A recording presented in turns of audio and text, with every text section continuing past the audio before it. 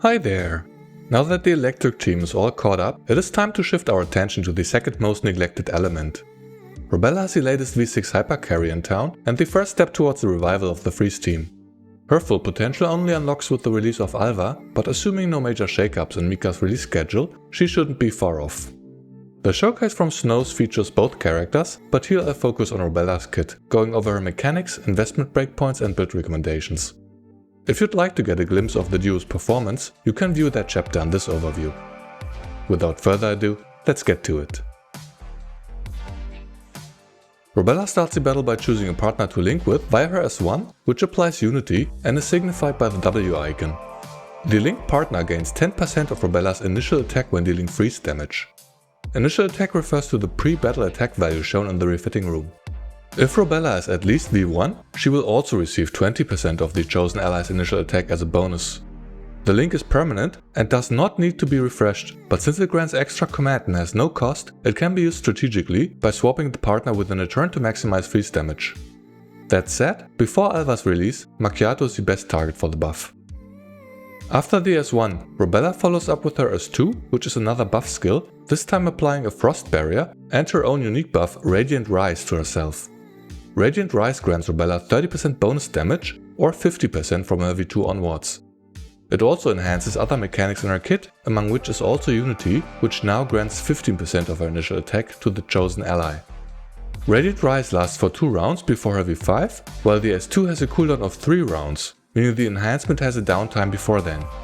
When using a V6 Robella, the unenhanced effects become irrelevant so long as you remember to reapply the buff. As Alva continues with her AoE attack, you can see a secondary instance of damage against all targets in range following the skill's damage. This is another effect from Unity, adding 30% of Robella's attack as freeze damage if enhanced, or 20% otherwise, when the ally with the Unity makes an active attack or an interception.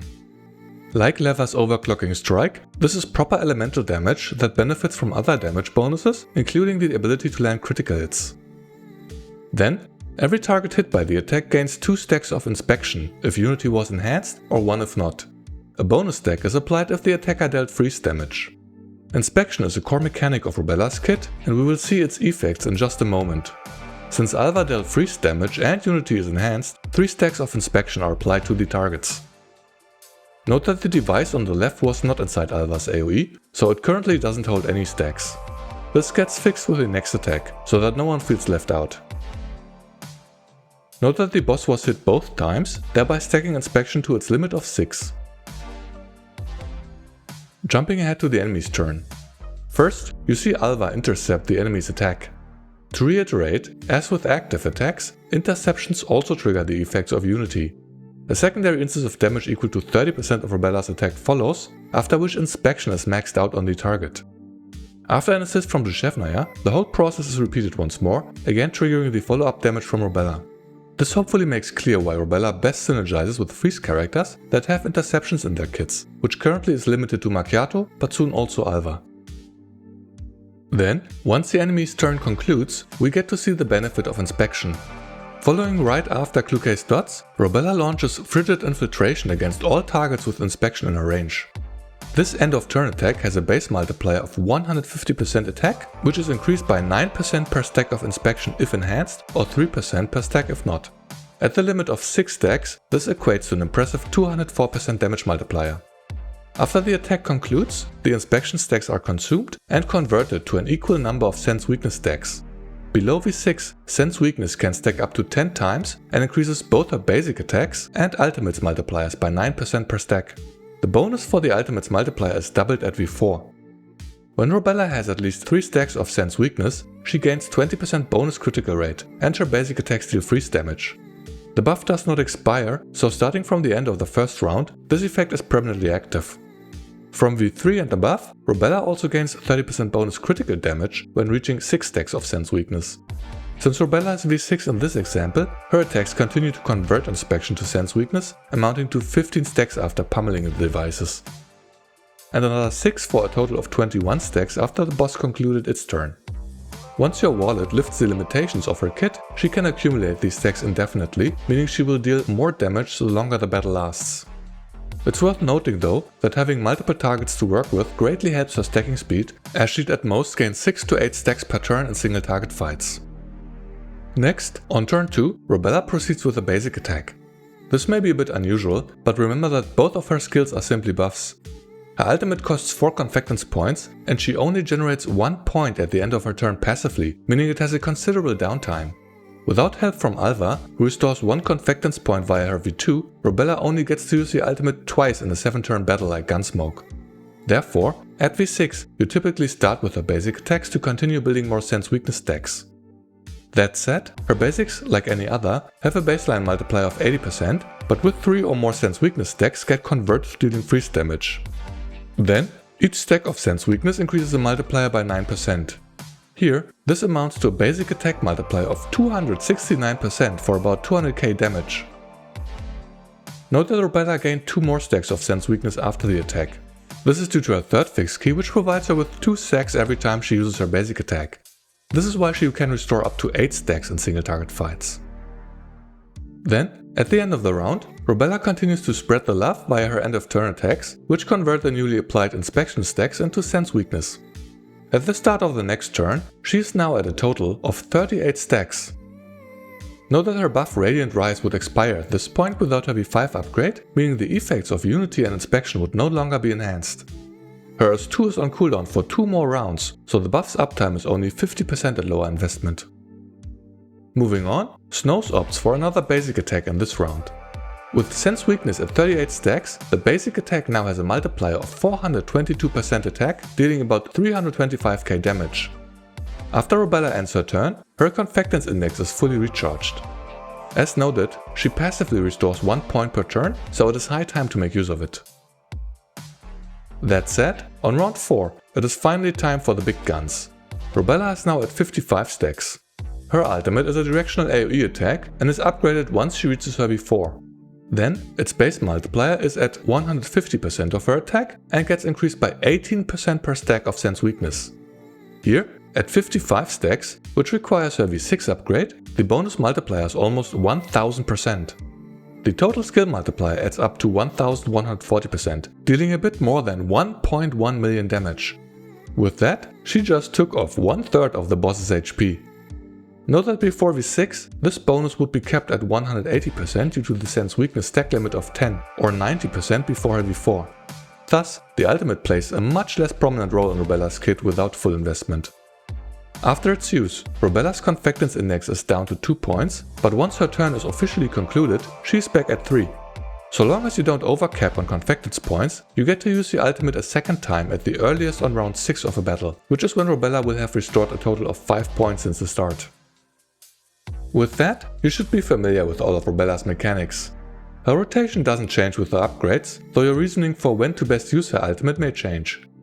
She starts a battle by selecting a partner to link with and uses her S2 to gain Radiant Rise. Then, her S2 has 4 turns downtime and is used again on turn 5, irrespective of her investment. For the other turns, you're either going with her basic attack, here denoted as S0, or with her ultimate, costing 4 confectance points. For clarity, I've denoted in parentheses the state of your confectance index at the start of the respective round. In a 7-turn fight, you get to use the ultimate twice, and can use it as early as the second turn. Below V6, your sense weakness stacks may already be maxed at that point, though only if there are at least 2 targets in Robella's range. For Gunsmoke, you want to align your highest damage turns with corresponding damage windows. This typically entails the final turn of the fight. Assuming you don't finish the battle early, this could mean using the ultimate on turn 4 and 7, though again this really depends on the context, so make your adjustments accordingly. Moving on to Robella's investment breakpoints. All of them are in service of her damage output, and the improvements are fairly evenly distributed across her upgrades. Her V1 and V3 are raw stat bonuses, as she receives 20% of the initial attack of her linked partner and a 30% crit damage bonus once she reaches 6 stacks of sense weakness. Even in single target fights, this is achievable at the end of the first turn, which from then on is permanently active. Her V5 doubles the duration of her buff Radiant Rise from 2 to 4 rounds, increasing its uptime to 100%. Since she loses the enhancement effects without the buff, it's a noticeable difference in damage. Finally, her V6 uncaps the maximum number of sense weakness stacks. Before this upgrade, the limit is 10 stacks. This upgrade is necessary if you wish to impress your fellow Reddit or Discord users. Here's her power progression chart. As you can see, most of her dupes provide reasonable improvements, and she may be one of the few recent DPS examples where the V6 is not overpowering all other upgrades. This is mostly due to the turn limitation in GFL2. While her ultimate is great for screenshots and theoretically stacks up infinitely, she only gets to use it twice in a 7-turn fight, and less in shorter battles.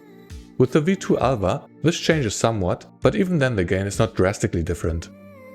All that being said, as usual, from a pure cost-effectiveness standpoint, I'd advise against pulling copies, unless you intend to go all the way to make Robella your account's hypercarry. Finally, notice that her signature weapon is a minor downgrade from Svarog. As usual, other SMGs have a hard time measuring up to Svarog's 20% defense ignore trait.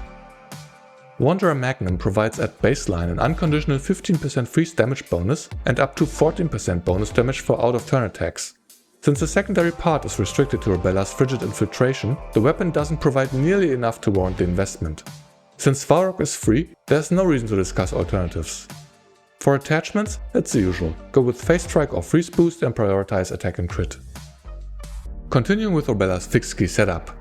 Her first key makes the ally with Unity apply defense down 2 before their attacks or interceptions. This is valuable utility and should be equipped unless you're running a mixed lineup with someone like QJ or Kluke. Then, her second key grants her a 15% attack bonus after her turn if she has Radiant Rise. This effect has 2 turns downtime before every 5, but even then, it's a great option.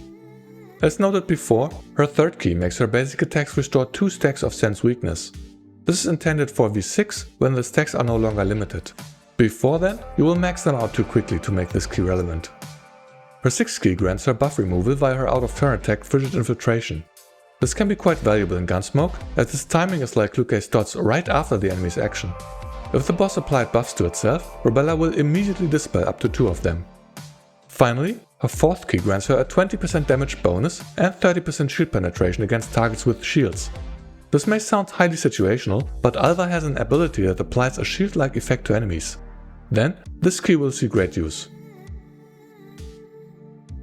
In summary, Robella is the Freeze team's new hyper carry, kicking off the revival of the element. Like other modern DPS characters, her damage output is competent at V0 and becomes great at V6. Moreover, irrespective of her investment, she provides a permanent 10 to 15% attack bonus to the linked partner's freeze attacks, making her a great asset for Macchiato enjoyers. Then, at full investment, she is the character with the highest damage potential in the game due to her unlimited stacking mechanic. While millions of damage with a single attack are great for screenshots or YouTube, the investment loses most of its value for shorter fights. When a battle ends within 2 or 3 rounds, there's no real point in uncapping her sense weakness limit, not to mention that most fights don't need you to shave off 1,000,000 HP from a target. She may be decent for Gunsmoke, but even then her performance fluctuates with the number of targets on the field. In single target fights, her stacking speed is heavily restricted, as inspection is kept at 6 stacks per target, making her gain at most 8 stacks of sense weakness after rounds with a basic attack. Aside from her damage contribution, she enables the linked partner to apply the common 30% defense reduction debuff to the targets of their active attacks and interceptions. While less relevant in mixed lineups, the Freeze team didn't have access to the debuff before. Then, she also gets to remove up to 2 buffs via her end of turn attacks, which is good utility for Gunsmoke. Finally, Robella is fairly self-reliant, requiring only one freeze ally to team up with, preferably with interceptions. This can be Macchiato for now and Alva later. Then, Robella and her partner can flexibly slot into mixed elemental lineups or make up the foundation of a mono freeze team. This is in contrast to the previously released Lever, whose mechanics essentially mandate a full squad to properly function. Overall, Robella is a new ice core and a worthy investment for anyone who wishes to dust off their Macchiato or those who plan to pull for Alva. To that end, she's perfectly fine at V0 or V1 at most. Her V6 mainly shines in longer fights, which isn't exactly a common occurrence in the game. Free-to-play and low spenders should stay away from steep investments without universal applicability. That brings us to the end of this video. I hope you found this guide helpful and have determined the best choice for your account. On that note, let me know what your plans are. Are you licking your wounds from having pulled the entire electric team, or did you skip all these patches, now itching for some gacha? I have to warn you, Vollmastina isn't far off anymore, but I guess a few pulls can't hurt, right? In any case, thank you so much for watching. See you next time.